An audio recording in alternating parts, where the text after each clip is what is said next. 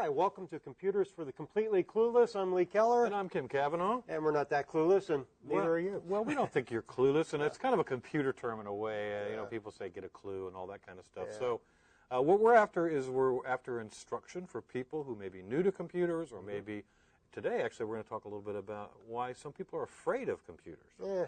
It's hard to believe now. I know you and I, because, and gosh, kids, we see it all the time. They are not afraid at all of computers. What's to be afraid of? But grown-ups tend to be a little bit nervous about it. So as we look at our objectives for today's class, we've kind of titled today's show Human versus Computer. Okay. Because one of the things that we're going to be talking about during today's show is managing expectations. In other words, what really flips people out is when your computer does something you don't expect it to do.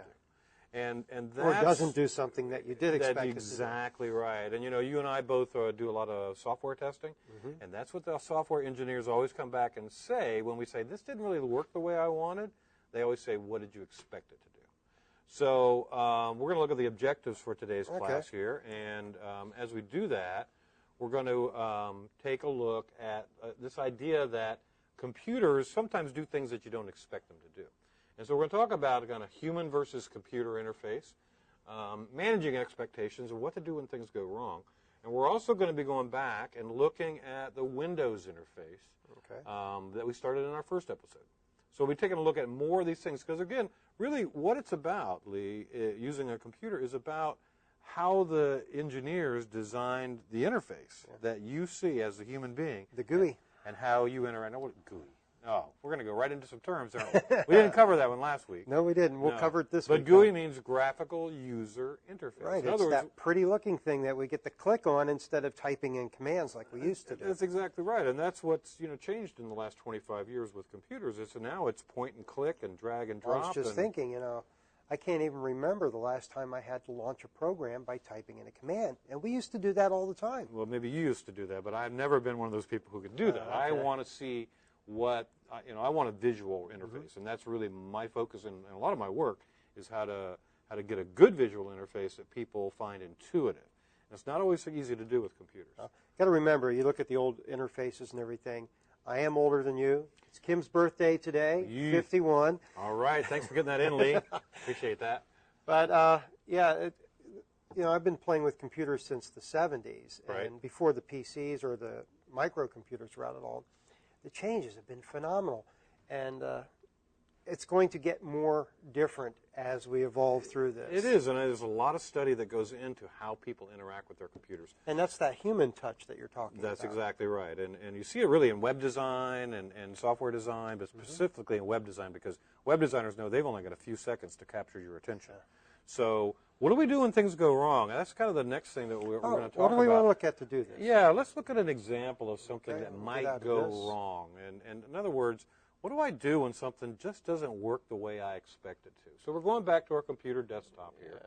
Oh, you want to go to the desktop? I thought you wanted to go to well, I don't know. You can go where you want to go, Lee. What kind of thing do you think might happen when somebody, I don't know, just things don't go the way they expect? Yeah, I mean, you have to read the screen and pay attention to the error message Read that the you get. screen. And sometimes it's not an error message. Right. Like just earlier, we were testing this out. I was clicking on the printer, and it was coming up to save.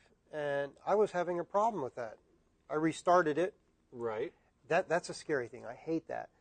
If you have major problems with your computer, most of the time, if you just shut the computer down, bring it back up, it fixes it. It sure does. That's I don't understand the that. number one tips is to basically turn off your computer, turn it back on. But let's go to the print menu. We do that. Most programs will be under File, Print. And this is an example of something that might pop up that might be different from what you expect. I mean, in this case, we've got 3 printers installed here, but we've only got one physical printer that's actually hooked up. There's really only one that's a real printer there. Right. So this is something. So this is something that might be confusing. So the number one tip is when something happens you don't expect. Typically, the computer's going to give you some kind of message. Yeah. So here's our tip: read the message. You know what? They used to have a phrase for that. Rats. Rats. Read all the screen. Read all the screen. And so a lot of times that's exactly what people need to do. Never heard that one before. But I know. But so what happens with adults is they go, "Oh my gosh, I've done something wrong. And since I've done something wrong, I better just cancel or get out of that or somehow escape from this terrible situation I put myself in.